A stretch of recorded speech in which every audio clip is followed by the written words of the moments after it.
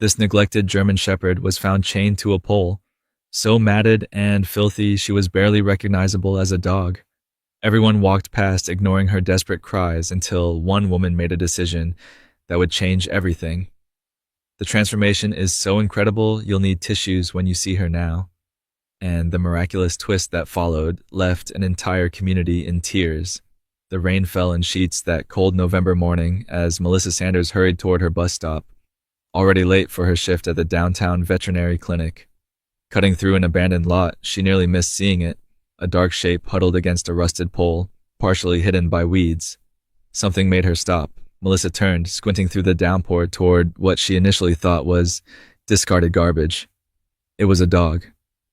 A German Shepherd, female, chained to the metal pole with a heavy chain so short she could barely lie down. The dog's condition was shocking, fur matted with dirt and waste, forming solid plates against her emaciated frame. Open sores marked where the heavy chain had rubbed her neck raw. Most disturbing were her eyes, clouded with infection but somehow alert, watching Melissa with a combination of fear and hopelessness. "Oh my God," Melissa whispered, approaching slowly. "How long have you been here?" The dog made no sound, no movement beyond slightly flattening her ears. The chain was secured with a heavy padlock to a collar that had become embedded in the dog's neck as she'd grown. Nearby, a filthy container held stagnant rainwater, her only hydration. There was no food bowl, no shelter from the elements. Judging by the waste and the circular track worn into the dirt, the German Shepherd had been there for months. Melissa's bus passed. She didn't even look up. "I'm going to help you," she said, kneeling at a safe distance. "I promise." She called the clinic. "I'll be late. I found a dog." "No, not just a stray. This is deliberate neglect, the worst I've ever seen." Within 30 minutes, her supervisor arrived with a van, transport crate, muzzle, and bolt cutters. 2 other vet techs came along. What they found shocked even these experienced professionals. "This is criminal," said Dr. Richards, the clinic's owner, who had decided to come himself. "Absolutely criminal." The rescue itself was surprisingly calm. The German Shepherd offered no resistance as they carefully muzzled her and cut away the chain. Perhaps she lacked the strength for fight or flight, or perhaps she somehow understood this was her only chance. As they lifted her into the crate, the dog's gaze met Melissa's. Something passed between them, a connection that would ultimately change both their lives. "We'll call her Hope," Dr. Richards suggested as they loaded the crate, "because that is what she needs now." Melissa shook her head, still holding the German Shepherd's gaze. "No, her name is Duchess. I don't know why, but it's her name. She's not what they made her, she's who she was meant to be." What Melissa didn't know was that the chain they'd just cut away was only the most visible of the bonds that had held Duchess captive, and that breaking the others would require even greater courage. Duchess's examination at the clinic revealed the full extent of her neglect. Beneath the matted fur, her body was a map of suffering, ribs and hip bones protruding sharply, pressure sores, untreated infections, broken teeth, and paw pads worn raw. Most disturbing was her neck, where the collar had become partially embedded as she grew. "She's severely malnourished and dehydrated," Dr. Richards reported. "Multiple infections, anemia, likely heartworm positive. I'm amazed she's still alive." Melissa stayed long after her shift, helping sedate Duchess for the careful process of shaving away the matted fur and treating her urgent medical needs. As layers of filth were removed, the true Duchess began to emerge, a purebred German Shepherd, probably around 3 years old. "She must have been quite beautiful once," observed Dr. Matthews, the senior veterinarian, "and could be again with proper care." "She will be," Melissa said with determination. "I'll foster her through recovery." The statement surprised even herself. Melissa lived in a small apartment that didn't allow pets, worked long hours, and had never owned a dog as an adult. Yet something about Duchess had awakened a fierce protective instinct. "Melissa, this dog needs months of rehabilitation," Dr. Richards cautioned. "Not just medical, but behavioral. We have no idea what she's been through." I'll figure it out, Melissa insisted. I can't explain it, but I need to do this. By evening, Duchess had been stabilized. Sedated and bandaged, she slept in the clinic's intensive care kennel while Melissa made frantic calls to her landlord begging an exception to the no pets policy, to friends searching for alternative housing, to rescue organizations seeking support. The breakthrough came unexpectedly. Laura Chen, a clinic client whose elderly golden retriever had recently passed away, called after seeing Duchess's photo on the clinic's private social media update. I have a house with a fenced yard, Laura explained, and I work from home. I'm not ready for another dog of my own yet, but I'd be happy to provide space for this one during recovery. It was the first in a series of small miracles. By the following afternoon, arrangements were made. Duchess would remain at the clinic for initial stabilization, then transfer to Laura's home where Melissa would visit daily to provide care. What nobody anticipated was Duchess's remarkable spirit.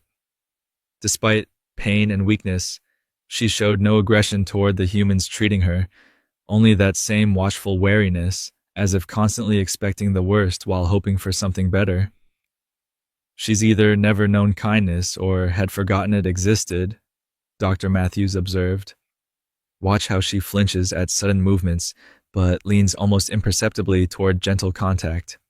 As the days passed, subtle changes emerged. The first tail wag, so slight it might have been missed if Melissa hadn't been watching closely. The first genuine relaxation into sleep. The first cautious acceptance of a treat from an open palm. Today, she made eye contact for 5 full seconds without looking away. Melissa wrote in her journal on day 7. There's someone in there waiting to be found. Duchess's transition to Laura's home marked the beginning of true rehabilitation. The quiet house with its secluded backyard provided a controlled environment free from the stresses of the clinic setting. Laura had prepared a dedicated space in her spare bedroom, a comfortable dog bed, water bowl, and crate with the door removed to serve as a safe retreat. The room's windows overlooked the fenced yard, allowing natural light while maintaining security. Remember, let her set the pace, Dr. Matthews had advised. Her physical wounds are just the surface. The psychological recovery may take much longer. Indeed, during those first days, Duchess spent most of her time in the corner of the room, back to the wall, watching. She accepted food and medication, used the puppy pads provided, too afraid yet to venture outside, but remained disconnected, present in body but absent in spirit. Melissa visited daily, sitting quietly in the room, reading aloud. The sound of a calm human voice, the consultant behaviorist had suggested, could help rebuild positive associations without pressure. On the 5th day, Laura texted Melissa a photo that brought tears to her eyes. Duchess, still in her corner, but with her head resting on the edge of the bed Laura had placed nearby, the smallest possible venture beyond her self-imposed boundary. Progress, Melissa replied, adding the image to her growing collection. The first major breakthrough came during week 3. Melissa arrived to find Laura sitting cross-legged on the floor, quietly working on her laptop. Duchess was asleep on the dog bed just 4 feet away, the first time she'd used it rather than the floor corner. She did it on her own, Laura whispered. I didn't coax or treat, just came into work, and after about an hour, she moved to the bed. That night, Melissa positioned herself on the floor near Duchess's bed, still reading aloud, but now close enough that the dog could initiate contact if she chose. For nearly an hour, nothing changed. Then, just as Melissa was preparing to leave, it happened. Duchess extended her neck forward and delicately sniffed Melissa's hand where it rested on the floor. The contact lasted less than 2 seconds. Duchess immediately retreated to her safe position. But it was deliberate. An intentional choice to investigate rather than withdraw. Melissa maintained her calm exterior. Good girl, she said softly, continuing to read for another 10 minutes before making her unhurried departure. In her car, she finally allowed herself to cry. tears of relief, hope, and privilege at witnessing such courage. This creature, who had every reason to reject human contact forever, was somehow finding the strength to reach beyond her trauma. The physical changes in Duchess were becoming evident as well. With proper nutrition, her ribs were less prominent, her coat beginning to grow in with surprising luster. The infections had cleared, and the surgical wound on her neck was healing cleanly. Most remarkable was the emergence of Duchess's natural beauty. As her health improved, her true heritage became apparent. She was not just any German Shepherd, but one with exceptional conformation and distinctive markings. "Someone paid a lot of money for her as a puppy," remarked the shelter veterinarian who had come to evaluate her, before abandoning her to that hell. By the end of the first month, Duchess had progressed to exploring the entire spare room and brief ventures into the hallway. She would accept treats directly from Melissa and Laura, and had begun responding to simple verbal cues. Duchess, gentle, and most significantly, safe, as reassurance during moments of fear. The video was not intended to go viral. Melissa had been documenting Duchess's recovery primarily for the clinic's records. This particular clip, showing the first time Duchess voluntarily placed her head in Melissa's lap, had been shared on her private social media for friends following the rescue story. Someone shared it. Then someone else. Within 24 hours, the 90-second video had been viewed over 100,000 times. The image of the German Shepherd, still visibly scarred but with growing confidence, making this deliberate choice to trust, struck a chord that resonated far beyond Melissa's circle. "The moment a formerly abused dog chooses to trust again," read the most common caption. Comments poured in by the thousands, many from people sharing their own rescue stories, others simply expressing emotion. Local news picked up the story, interviewing Melissa and Laura about Duchess's journey. The resulting segment caught the attention of a national morning show, which featured a longer piece as part of their Heroes Among Us series. Suddenly, the quiet rehabilitation process became a public journey. Melissa created a dedicated social media account to channel the unexpected attention constructively, focusing on education about animal rescue and rehabilitation. "We never expected this attention," Melissa explained during one interview. "But if Duchess's journey helps other animals in similar situations, then something meaningful comes from her suffering." Donations began arriving, first in small amounts, then larger contributions, as Duchess's story spread. Laura and Melissa established a proper nonprofit, Duchess's Second Chance, to manage the funds responsibly and support other neglected animals needing specialized rehabilitation. Throughout this attention, Duchess continued her steady progress. By the third month, she had gained appropriate weight, completed her heartworm treatment, and begun basic training. The frightened dog from the chain was gradually revealing herself to be intelligent, responsive, and remarkably resilient. Most significant was her developing bond with Melissa, who had rearranged her life to remain central in Duchess's recovery. Though Laura provided the physical home, Melissa had become Duchess's emotional anchor, the human the German Shepherd looked to for reassurance. "It's not unusual in rehabilitation cases," explained Dr. Carter, the behavioral veterinarian consulting on Duchess's case. "She's formed a primary attachment to the person she associates with her rescue. What's remarkable is the depth of that connection despite her history." Duchess showed an almost uncanny awareness of Melissa's emotional states, positioning herself as physical support when Melissa was tired, or placing her head gently in Melissa's lap during moments of stress. This intuitive responsiveness suggested potential beyond ordinary pet-owner dynamics. When Dr. Carter suggested formal evaluation for therapy dog training, Melissa was skeptical. "She's still recovering herself. Isn't that asking too much?" "Actually, it might be exactly what she needs," Dr. Carter replied. "Many former rescue dogs thrive when given purpose, and Duchess shows natural empathy that can't be trained." To everyone's surprise, except perhaps Dr. Carter's, Duchess demonstrated exceptional aptitude, maintaining calm focus in distracting environments, showing appropriate social behavior with strangers, and, most importantly, displaying that natural empathy.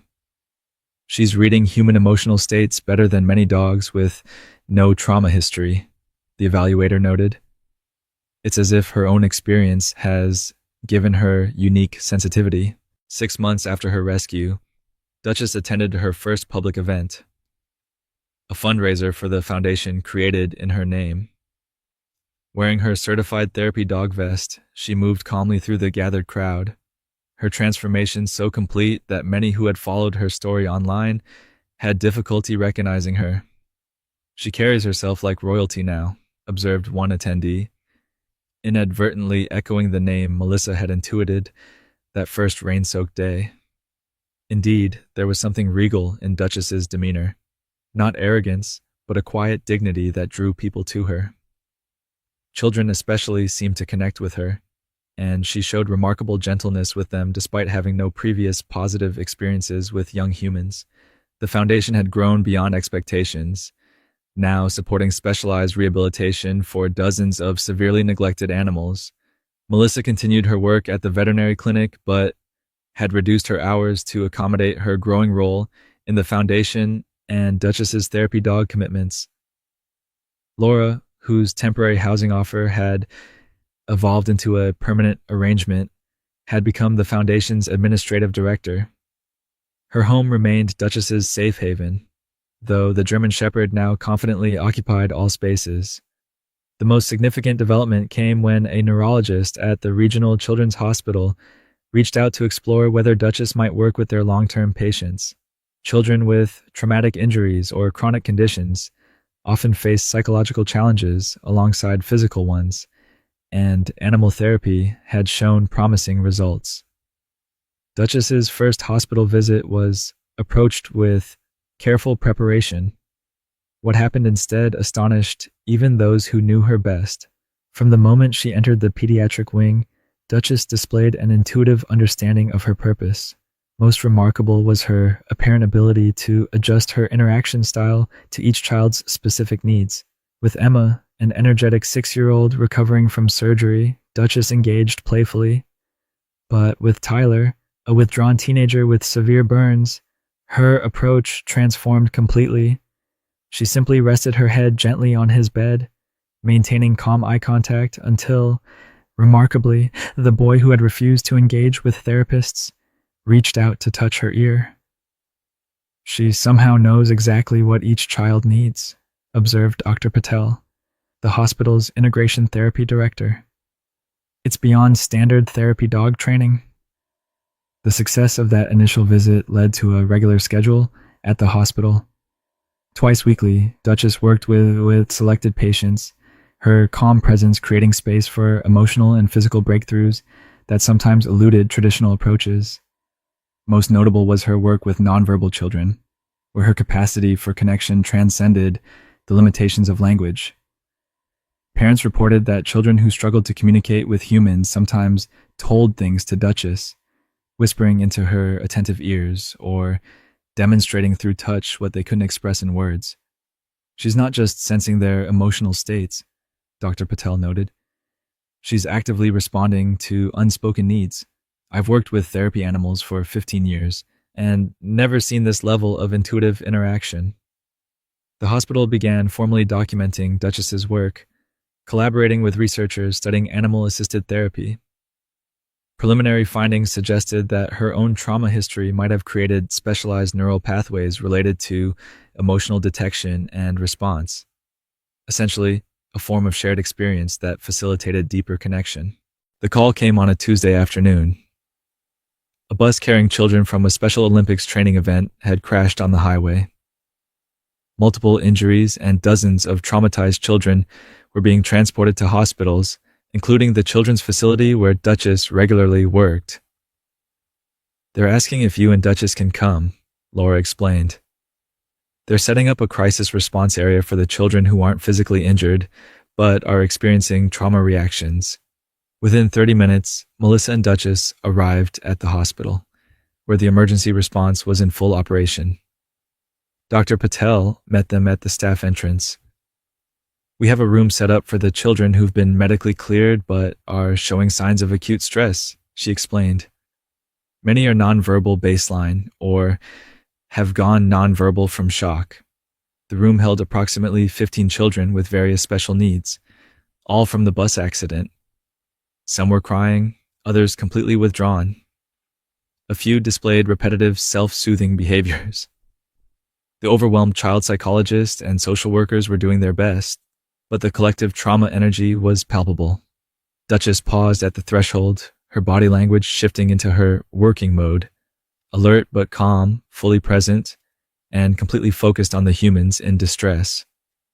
Without specific direction, she began moving through the room, approaching each child with careful consideration. What happened next would later be described by Dr. Patel as triage of the soul. Duchess moved first to those in most acute distress, offering grounding physical presence. With one boy who was hitting himself, she simply pressed her body against his legs until the repetitive motion ceased. For a girl silently crying in the corner, she placed her head gently in the child's lap. Most remarkable was her work with a severely autistic child who had retreated completely into himself. Duchess approached differently, not making direct contact but positioning herself nearby, creating a sense of protective presence without intrusion.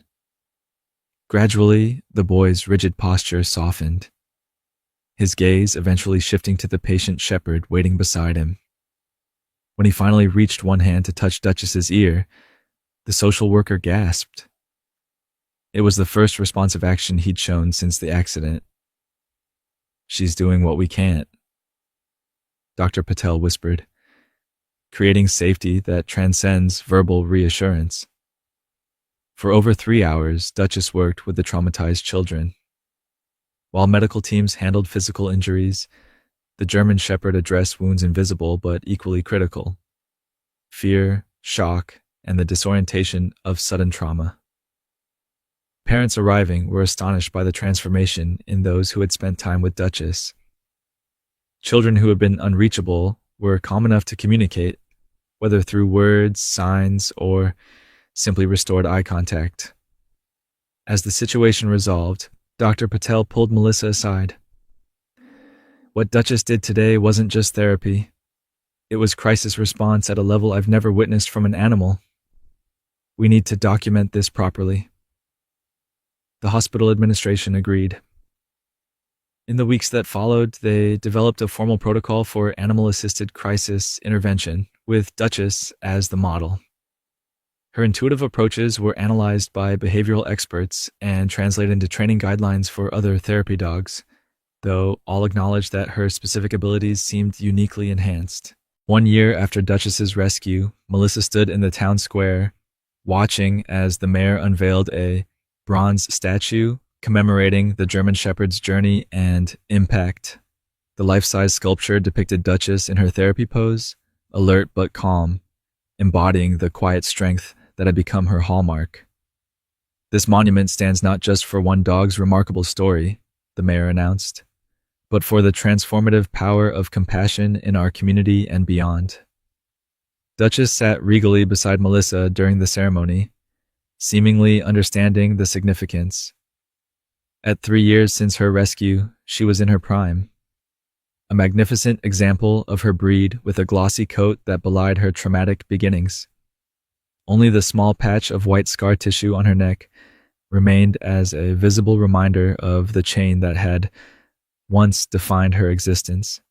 The Duchess Foundation had grown into a nationally recognized organization. The crisis response protocol developed around Duchess's work had been implemented by emergency services in 7 states, with demonstrable improvements in outcomes for trauma victims. More significant was the effect on animal welfare legislation. Duchess's law, recently passed by the state legislature, strengthened penalties for animal abandonment and mandated psychological evaluation for certain categories of animal cruelty. As the ceremony concluded, Melissa took a moment alone with Duchess in the quiet square. "Did you know this was in you all along?" she asked softly, scratching behind the shepherd's ears. This capacity to heal after being so broken? The most profound aspect of Duchess's work had emerged over the past year. Her specific affinity for working with trauma survivors across populations, from veterans with PTSD to children recovering from abuse.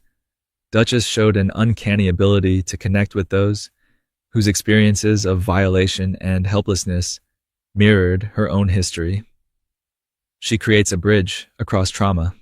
Dr. Landry, the psychologist heading the Foundation's clinical programs, had observed. Her presence communicates, "I know what darkness feels like, and I'm here with you in it." For Melissa, the journey with Duchess had catalyzed profound changes. She had left her veterinary technician position to work full-time with the Foundation, completing additional certification in animal-assisted therapy. The frightened dog she had impulsively committed to helping had become the center of a vocation she had never imagined. As the celebration continued, Melissa watched Duchess approaching a newcomer, a young woman in a wheelchair, recently referred to their program after an accident left her with both physical injuries and PTSD. The shepherd moved toward her with particular attentiveness, gently placing her head on the woman's lap in silent offer of connection. The moment captured everything that made Duchess extraordinary: her intuitive recognition of suffering, her willing engagement, and her generous offering of her own hard-won wholeness as a bridge to healing. From abandoned prisoner to princess to healer, Duchess had not just survived but transcended her ordeal, transforming the very chain that once bound her into connections of compassion that continued to expand with each life she touched. If this story touched your heart, subscribe to the channel, like this video, and turn on notifications. Share it with someone who needs a reminder that the darkest beginnings can lead to extraordinary light. Remember, it's not what happens to us, but how we transform it that defines our true legacy.